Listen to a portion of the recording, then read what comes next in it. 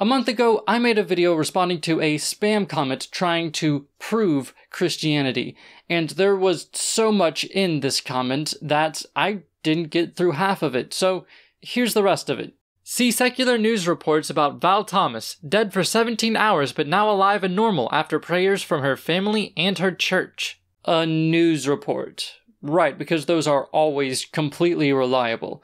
Well, if we're playing that game, here is a Christian website that says that she wasn't dead in the first place. She was declared brain dead, but, according to this website, that was just because they could not detect her brain activity. The fact that there were people praying for her is not surprising considering that virtually everyone in the US would have their family praying for them if they ended up in the hospital. See medical marvel beyond chance from a secular source, with a pediatrician giving his report, this one attesting to a dying child's healing, which cannot be explained by modern medicine, and came after a relative laid hands on her and prayed for her. Right, because the show Beyond Chance is the most reliable source, and they have no reason to embellish the story or make anything up. I couldn't find any information about this case outside of this TV show, so I'm skeptical. It seems more likely to me that she was either misdiagnosed or this was partly or completely made up by the show's writers. See CBN's short vid with Dean Braxton. You'll hear his critical care doctor, rated the best patient care doctor in Washington state, saying, "It is a miracle, that Braxton is alive, has no brain damage and is normal in every way.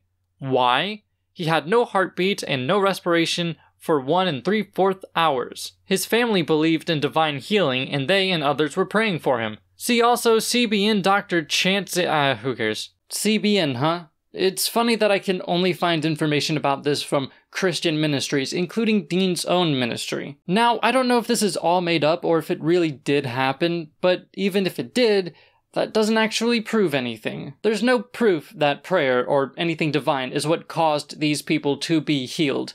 Now, these cases are pretty certainly exaggerated, but even so, I take it that these cases aren't completely explained or understood. But that doesn't mean that we should accept any explanation that comes up. Any explanation needs to be proven in order to be asserted, and there's no proof that prayer is effective and that prayer is what caused these things. In fact, we have many a study that shows prayer to be ineffective, and those are from actual scientific studies, not a reality show.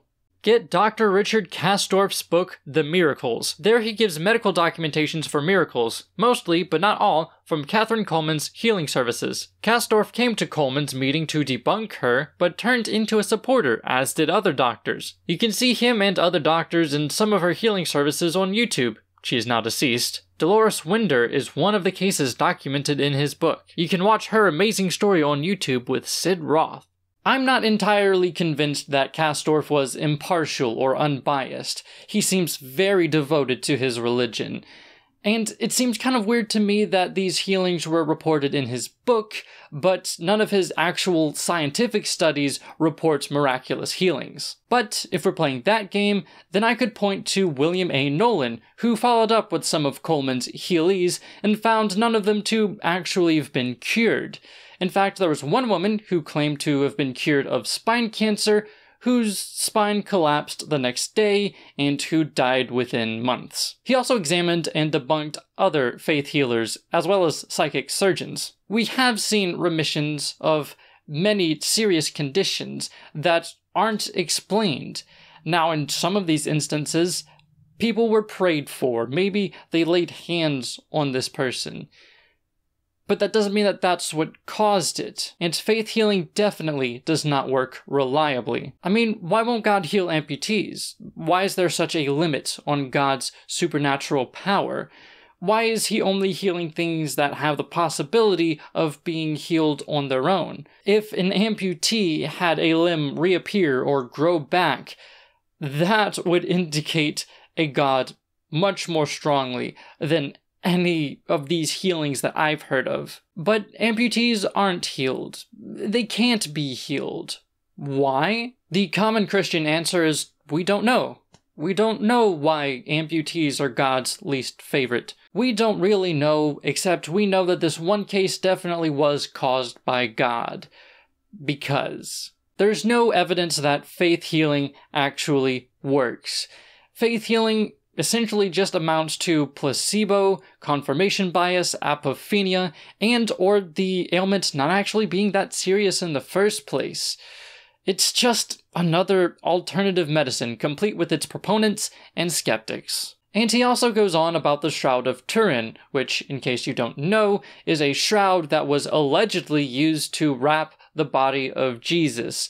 Now, this shroud actually has a lot of debate around it, with lots of arguments for and against it. But the thing that we can be most certain of when it comes to this shroud is its radiocarbon dating, which dates it between 1260 and 1390, which is suspicious since its first known exhibition was in 1357 in France. Proponents of the shroud's authenticity have challenged this dating, but their challenges just don't hold up.